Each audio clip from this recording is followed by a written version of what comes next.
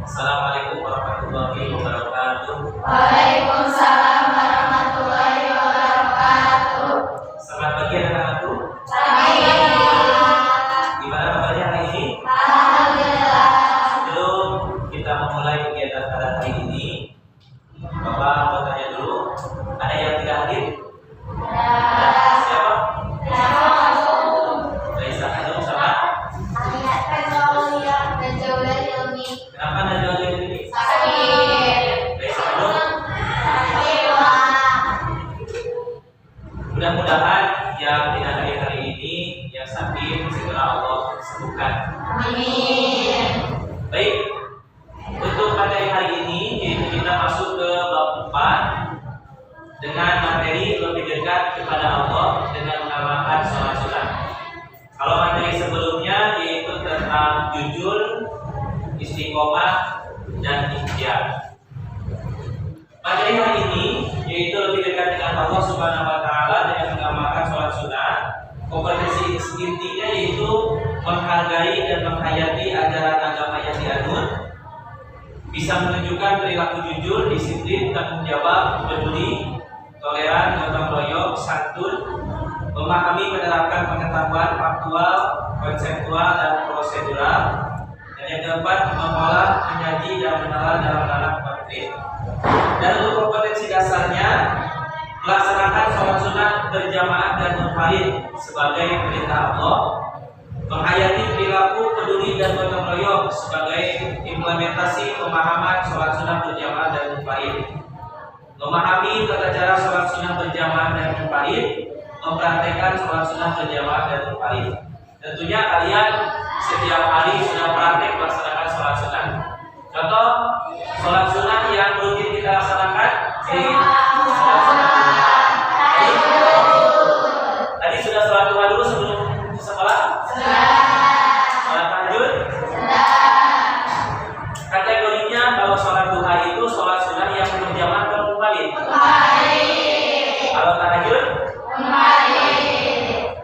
Dan tujuan pembelajaran kita mempelajari bab ini bertujuan satu, menjelaskan pengertian sholat sunat yang benar, menjelaskan macam-macam sholat sunat berjamaah dengan benar, mempraktikkan sholat sunat berjamaah dengan ketentuan syarat, menjelaskan macam-macam sholat sunat munfarid, mempraktikkan sholat sunat munfarid, menjelaskan macam-macam sholat sunat munfarid, dan mempraktikkan sholat sunat berjamaah dan munfarid sesuai dengan ketentuan syarat. Dan yang terakhir, menjelaskan hikmah melaksanakan sholat sunat dengan benar.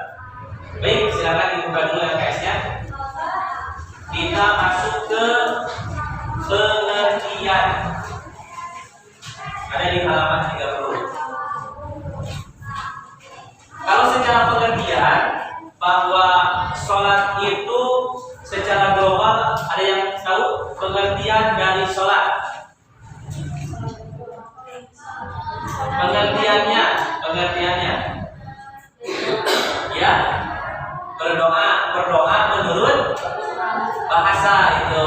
Kalau menurut secara istilahnya, aqwalun wa af'alun muftatahatun bil takbir wa muftatahatun bil taslim. Itu merupakan definisi sholat secara istilah. Secara umum, mau melaksanakan sholat sunnah ataupun sholat yang wajib, pasti diawali dengan membaca takbir dan diakhiri dengan membacakan salam. Nah, hari ini kita mempelajari sholat sunnah berjamaah dan juga sholat sunnah yang munfarid. Jadi ada dua kategori. Yang pertama kategori sholat sunnah berjamaah, dan yang kedua kategori sholat sunnah yang munfarid. Contoh untuk sholat sunnah yang diberjamaahkan, diantaranya satu, sholat 2 hari raya, yaitu sholat Idul Fitri dan ada yang bisa membacakan niat Idul Fitri? Satu orang angkat tangan. Niat sholat Idul Fitri. Oh, yang keras. Usolli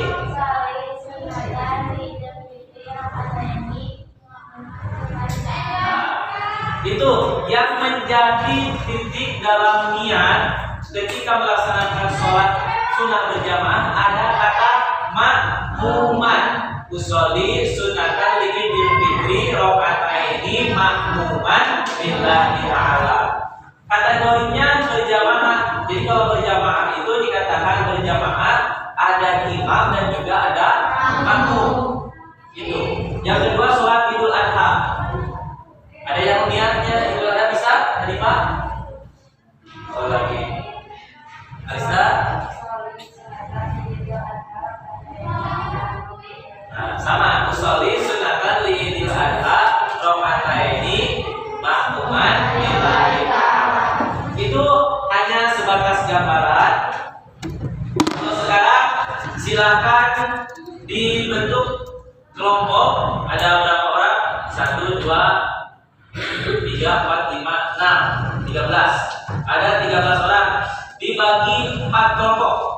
Silakan. Dibagi 4 kelompok. 4 orang, 1, 2, 3, 4, 1, 2, 3, 4, 1, 2, 3, 4, ada yang 5. Silakan. Itu apa namanya? Didiskusikan dengan kelompoknya. Kelompok 1, kelompok 2, kelompok 3 gabung ke sebelah sini. Tugasnya nanti per kelompok. Yang pertama, kelompok ini menjelaskan tentang sholat kusuf. Berarti sholat kusuf ada 2. Ada sholat kusuf dan sholat kusuf, gerhana matahari dan gerhana bulan. Kelompok 2 yaitu tentang sholat sunnah istisqa. Tahu sholat sunnah istisqa? Nah, sholat untuk meminta hujan. Dan nanti untuk kelompok 3 tentang sholat sunnah tarawih yang dilaksanakan di setiap bulan Ramadan. Silakan dikelompokkan dulu. Berkelompok.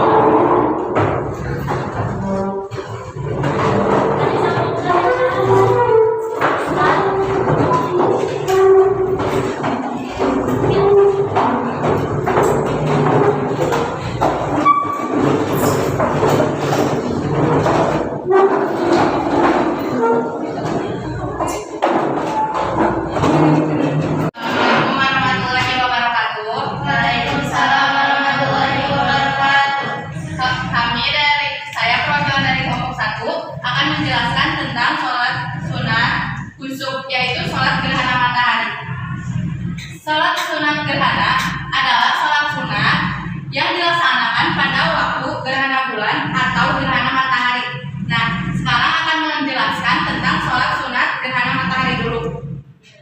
Pertama, dilaksanakan pada waktu ketika terjadi gerhana dan belum senyap terang kembali.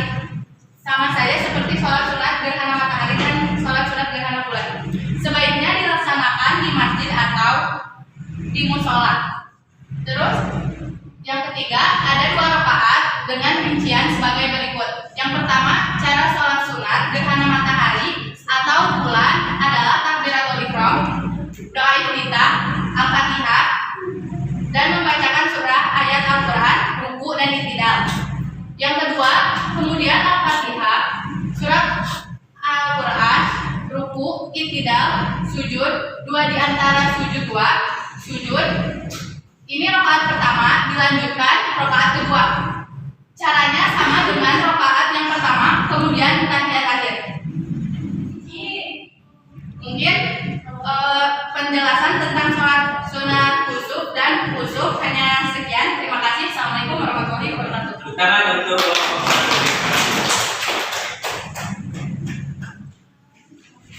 kelompok 2 siapa? Istisqa.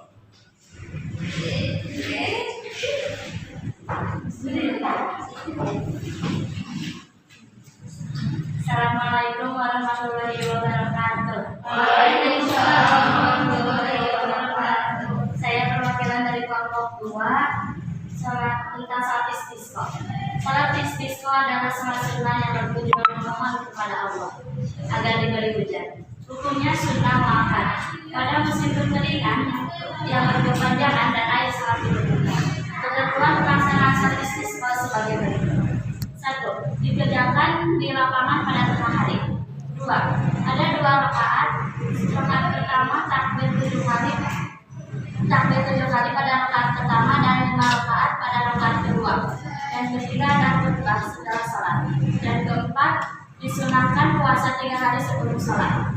Dan yang keenam memperbanyak istighfar dan bertobat. Dan yang ketujuh memakai pakaian yang sederhana. Dan yang terakhir anak-anak, kakek-kakek dan nenek-nenek serta binatang ternak diajarkan untuk belajar ikut serta ke lapangan. Sudah sekian. Assalamualaikum warahmatullahi wabarakatuh. Waalaikumsalam. Silakan untuk kelompok 2. Silakan untuk selanjutnya dari kelompok 3 tentang sholat tarawih.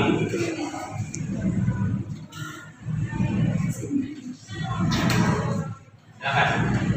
Itu dibuka di bawahnya. Sholat tarawih. Assalamualaikum warahmatullahi wabarakatuh. Waalaikumsalam warahmatullahi wabarakatuh. Perwakilan dari kelompok 3 akan menjelaskan tentang sholat tarawih. Sholat tarawih adalah ibadah sholat sunat yang dilakukan pada malam hari sesudah sholat isya sampai menjelang waktu fajar yang dikerjakan pada bulan suci Ramadan. Ketentuan pelaksanaannya sebagai berikut: A. Dilaksanakan malam hari pada bulan Ramadan, yaitu sudah sholat isya sampai dini hari. B. Sebanyak 20 rakaat atau 8 rakaat. C. Apabila 20 rakaat setiap 2 rakaat sedangkan 8 rakaat dalam setiap 2 rakaat atau 4 rakaat. D. Sholat yang dilaksanakan setelah sholat tarawih. E. Sholat witir bilangan rakaatnya tak ada minimal 1 rakaat. Sekian dari kami. Assalamualaikum warahmatullahi wabarakatuh. Waalaikumsalam. Terima kasih. Tepuk tangan untuk semua kelompok. Baik, alhamdulillahirobbilalamin. Materi hari ini kita telah disampaikan di penghujung waktu karena waktu sudah habis. Maka kita refleksi bahwa sholat sunnah itu ada berapa kategori? 2. Yang pertama sholat sunnah. Yang kedua Nah, yang kalian bahas hari ini adalah sholat sunnah yang dilakukan secara berjamaah. Di antaranya sholat Idul Adha, sholat Khusyuk, sholat Tarawih, istisqa. Dan nanti kalian mudah-mudahan bisa mempraktikkan di pertemuan berikutnya, baik itu sholat sunnah yang berjamaah ataupun sholat sunnah yang bentuk dipraktekannya seperti sholat duha, sholat tahajud. Silakan nanti didawamkan setiap hari masing-masing oleh sendirinya dengan banyak manfaat. Contoh seperti sholat duha, yaitu sholat yang membuka rezeki. Ada pertanyaan? Terima kasih atas segala perhatiannya. Mudah-mudahan ada manfaatnya. Bila lebih pada Assalamualaikum warahmatullahi wabarakatuh.